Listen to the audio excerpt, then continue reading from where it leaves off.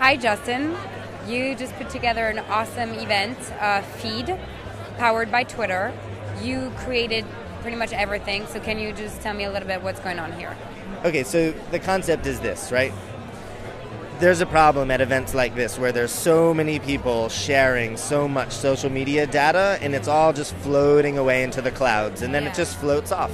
Yeah. Where does it all go, right? Mm-hmm. So Feed is here to pull all that media down from the clouds, manifest it into interactive art that's fun and engaging, and tell a real-time story of what's happening at an event like South by Southwest. That's awesome. Yes, because, and this is the question I always ask, is like, where does the social media go? There's no physical place. Yeah. So ultimately what we're trying to do is to create like a virtual reality, right, where you're surrounded in all this social media. You can see what's happening all over South by Southwest, but you're in one physical space. So there's so much great stuff. I definitely have an affinity for the two different artists, Super Uber, who have created a hexagonal relief structure off the wall, projection mapping onto that relief structure and pulling in Instagrams in real time that are all animated.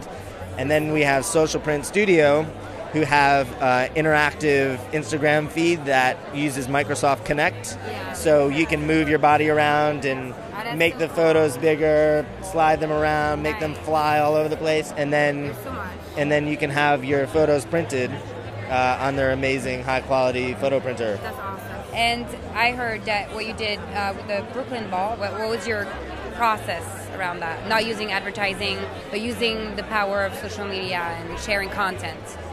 It was an interesting time. It was 2007 in like the late spring, and Twitter had just hit at South by.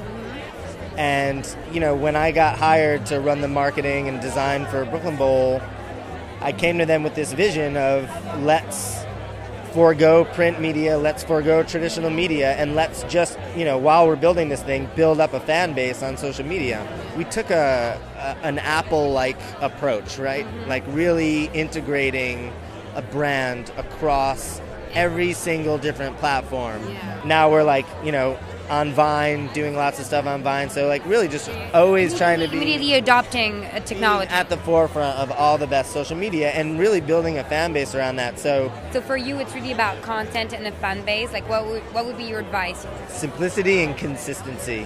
It's all about consistency. It's all about having a unified voice and being consistent with that voice across all networks, yet understanding the different nuances and form that voice has to take with each.